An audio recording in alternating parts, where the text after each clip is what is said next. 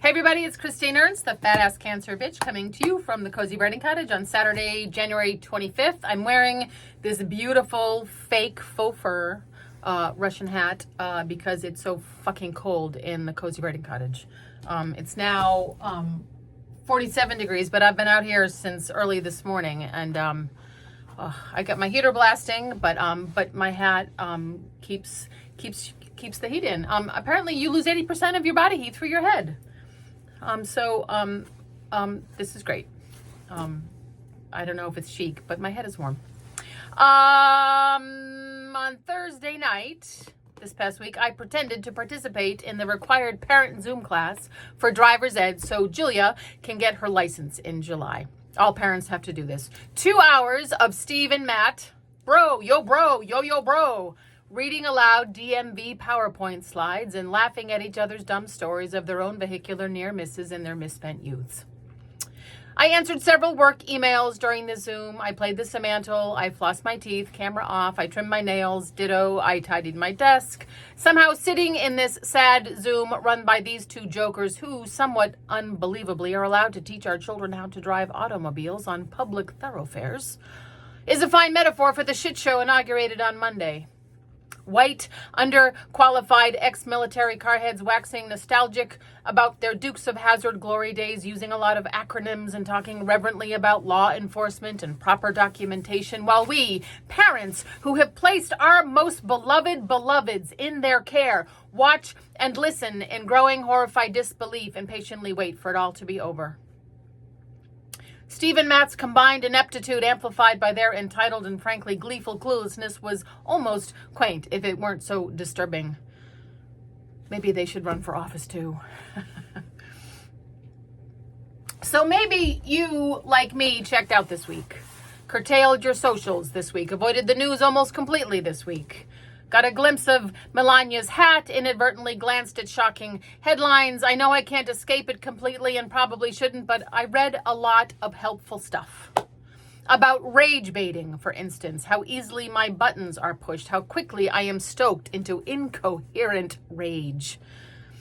I read this, a meme I could not find an attribution for. If you know who wrote this, let me know. She wrote, because of course it's a woman, she wrote, "The headlines are flying in, each designed to hijack our nervous system, just like we knew they would. Here's what we're going to do / not do. We're going to resist the urge to grasp at each and every one. We are not going to constantly disseminate bad news under the mistaken idea that it changes things or makes us safer. And the part we don't talk about enough, we are going to discharge that stress and threat from our bodies every single day. This is the time for more art, movement, loving conversations, hugs, nature. These are the things that will sustain us for the real change we need to enact." I will repeat this like a prayer. In addition to which, I will take a page from the Steve and Matt Driver's Ed show. Among their many helpful acronyms was SIPDE, S-I-P-D-E, which stands for Scan, Identify, Predict, Decide, Execute. A system used in defensive driving to help drivers assess potential hazards and make informed decisions on the road. This can help off the road too, I realized.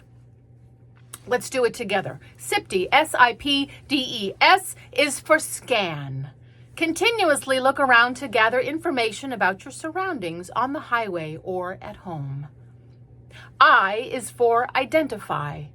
Recognize potential hazards or objects, and especially people that could affect your path forward or well-being. On the road, you might notice the asshole in the pickup truck who is tailgating you. Believe me, if you are a woman, this has happened to you. At home, it might simply be this morning's news on the radio, or even a beloved relative at your kitchen table who wants to talk politics. P is for predict. Anticipate what actions other drivers or people or objects might take. That angry tailgater will inch closer and closer. WGBH will almost certainly run a news story containing a clip of his speech yesterday. Your mother will try very hard to casually insert political content into gentle dinner party conversation. D is for decide. Determine the best course of action to avoid a potential collision or otherwise harmful outcome. So many choices. Slam on your brakes to teach that motherfucker a lesson? Swear and hiss during the news clip on the radio to drown the motherfucker out? Get into an argument with your mother about never mentioning that motherfucker's name, even in horrified outrage under your roof. And E is for execute. No, not the actual murdering kind of execute, alas. Execute as in carry out your chosen action. And here you must make the conscious, mindful choice to not engage. Simply put on your blinker and switch lanes now. Simply turn off the radio now. Simply change the subject at dinner now. Times are perilous.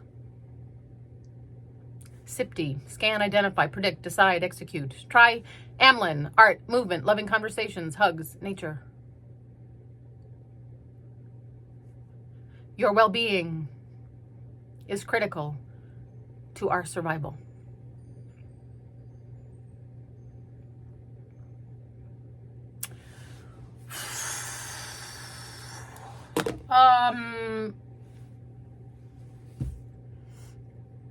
What a week. Motherfuckers. So, more art, more loving conversations, more hugs, more nature. Can't stress that enough. Rage baiting. That was a big tip off for me. Rage baiting, because I'm really good at getting baited into rage. Many of you can relate, I expect. So I hope you stay warm this weekend. Maybe you have a lovely fur hat. Go make some art. Go have a loving conversation. Go hug someone. Scan, identify, predict, decide, execute. Take good care of yourselves. We get a new museum butt next week from my ass calendar, my arty ass calendar. So there's that to look forward to when we get into February. I'm not sure what's going to get us through the coming days. I'm going to be here every Saturday. I think I said that last week. I feel like this is going to haul me through. Sharing my story, sharing your story. Tell someone your story. This is critical work. Oh man, you are beloved. Oh, you can't see it because of my big hat. You are beloved. You are beloved. Come as you are. You can come as you are anytime, if not into a government agency or a public school soon. But here in the Cozy Writing Cottage, here in my home, keep the faith, folks. Let's stick together. I love you. Bye.